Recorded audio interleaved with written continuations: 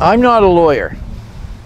I'm just a citizen who ran to work with the deck for 4 years to help the kids and their parents wade through the mire that they're faced with to get their kids through school. In doing that, I requested that the deck follow the rules. They had no intentions of following the rules. The Minister of Education didn't seem to care. The Premier, no big concern. Everywhere you turn, it's like the roadblocks keep going up. I referred to it in a meeting as circling the wagons. Every time they get caught in a lie, somebody higher up supports the lie. How corrupt is this system?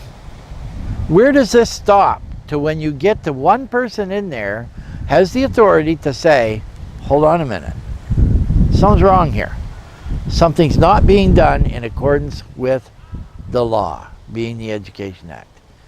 That's all I wanted in the first place. Be honest. Tell the truth. Never gotten it yet. Never gotten the truth yet from the Premier, the Minister of Education, anybody. Not one shred of proof from any of them. A judge said the first time we were in court explicitly that the Education Act was the law under which education in this province operates.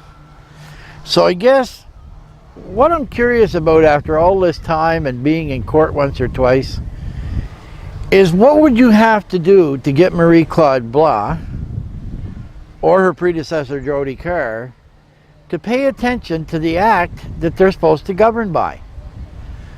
You know, I was accused of being in contravention of the act, but there's no proof, no paperwork. When I look at the Contraventions Act of the province of New Brunswick, which is a legal document on a website, it explains exactly how you prove a contravention of an act. Am I the only one smart enough to read that, or could the minister, being a lawyer, not read it for herself and understand exactly what it means? There are 2 sections in that act that she's obliged under the act to step in. The most predominant one is if she realizes that the District Education Council is expending funds foolishly.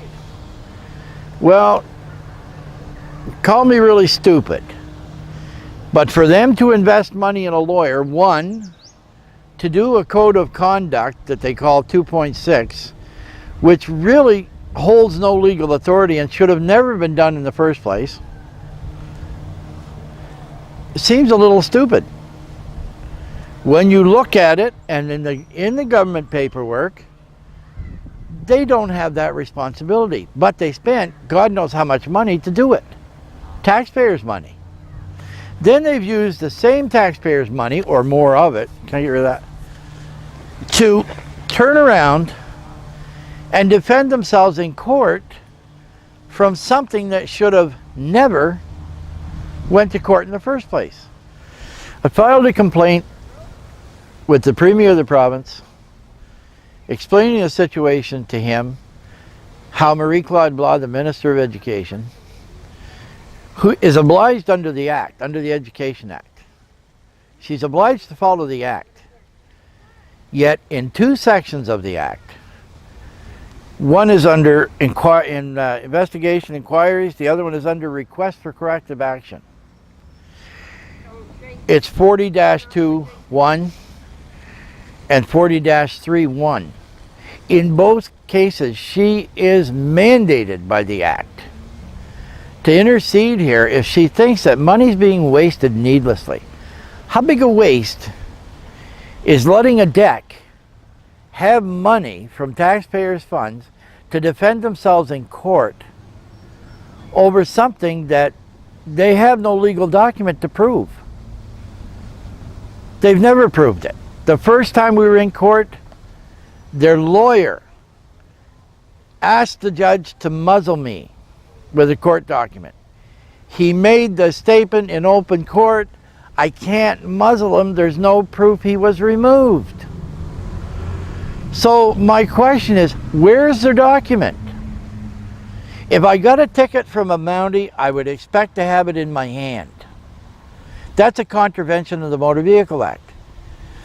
I was supposedly guilty of a contravention of the Education Act under 3674C. You can look it up. There was no contravention proved.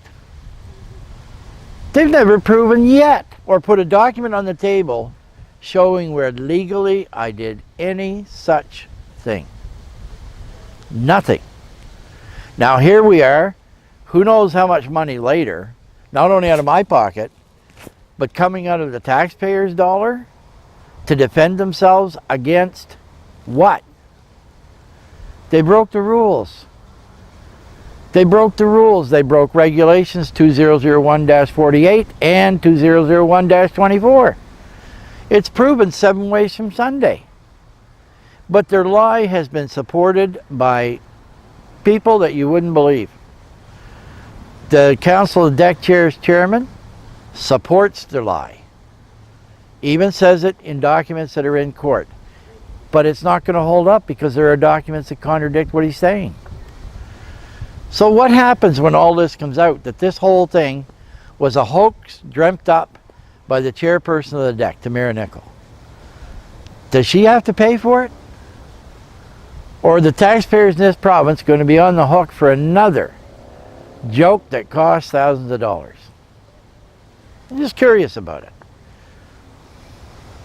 We're spending so much of the money every year that's given to education, $128 million last year.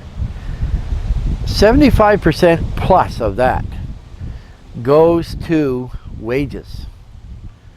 Some more of it goes to special programs. The trickle-down effect is our schools are left with a minimal budget. They're lacking staff in some cases. They're lacking support for kids that are having trouble. What would be more important to a parent? Having additional staff to help their kids if the kid's having trouble, or 25 new jobs at the district? What would be your priority? Just to wrap it up, it's really simple. We're going back to court the 15th and 16th of July at 9:30 in the morning to try to unravel this mystery once and for all. It's not about me. It was never about me. This was about the deck and the district staff being able to do their jobs in accordance with the act being the law. So far, they've refused to do it. So far, they've just laughed, joked, and kept right on going. It's no big deal. He'll go away. I'm not going anywhere.